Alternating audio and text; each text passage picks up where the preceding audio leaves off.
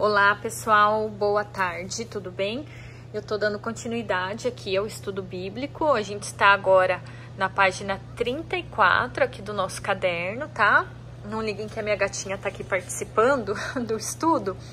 E aí no último estudo eu parei aqui, ó, nessa página 33, na qual a gente colocou esse último personagem, que é o Sisaque, rei do Egito, que estava em 2 Reis 11:40.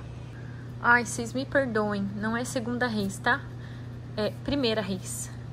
Me perdoem. Certo, ó, já arrumei aqui, ó, esses 3, tá? Tinha feito errado. E agora a gente começou a leitura do capítulo 12, em 1 Reis. E apareceu 2 personagens novos, tá? E Salomão, apesar de estar lá na página 27 do nosso estudo, eu coloquei ele aqui porque apareceu o filho dele, que se tornou rei no lugar dele depois que ele reinou 40 anos e morreu. Então, que é o Roboão. Em hebraico, o nome dele ficou Rechavam. Apareceu em 1 Reis 11:43. E depois apareceu um profeta chamado Semaías, que em hebraico fica Shemaiah. Apareceu em 1 Reis 12:21. Salomão, pai de Roboão. E outra. Salomão, que com uma mulher chamada Naamá, ele teve Roboão. Roboão com uma mulher chamada Maacá, cujo pai dela se chama Absalão, que apareceu em 1 Reis 15:1, eles tiveram um filho chamado Abias em português. Embaixo é o nome em português. Em cima é o nome transliterado do hebraico para o português. E eu pego esses nomes nessa Bíblia aqui, ó. Cadê? Bíblia Judaica Completa. A Bíblia Judaica é porque aparecem vários nomes transliterados do hebraico para o português, tá vendo? Muitos termos. Então isso ajuda a ir um pouco mais a fundo, né? Não só na parte dos nomes e não só para os nomes, que dá essa profundidade no entendimento, mas também para palavras que aparecem no texto. Vamos pegar um exemplo aqui, por exemplo, a palavra mitzvah, que no plural é mitzvot, que são, quando se refere a mandamentos, é essa palavra aqui que aparece no texto. Ao invés de eles escreverem mandamentos, eles escrevem mitzvah. E ela significa, vamos ler o significado, literalmente ordem, mandamento, em sentido mais amplo, princípio geral para a vida, boas ações. Então, aqui ele dá a explicação da palavra em hebraico. Então, vamos voltar aqui para o estudo. Então, o Abias, filho de Roboão, filho de Salomão, ele se tornou rei em Arudá. Isso está em 1 Reis 15:1. Depois, o filho dele, Asa, também se tornou rei em Arudá.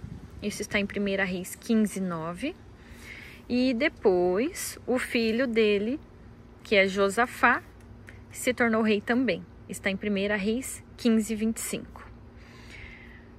Aqui a gente já tinha visto sobre o profeta Shemaiah, que em português é Semaías, que apareceu em 1 Reis 12:21. E apareceu o Adorão, em hebraico, ou Adorão em português, em 1 Reis 12:18. E aqui eu coloquei uma nota que ele é encarregado de trabalhos forçados e foi apedrejado. Eu coloco assim para eu ter um pouco mais de referência depois se eu precisar pesquisar. E em 1 Reis 15:17 apareceu um personagem chamado Baasa, que era filho de Aias. Ele apareceu... Esse Aias também apareceu em 1 Reis 15:27 e ele matou Nadav, que está ali na página 33, na página anterior. E aí em 1 Reis 15:17 nós temos os personagens que apareceram, que é o Rezion, pai de Trabimon, pai de Ben-Hadad, que era o rei da Síria.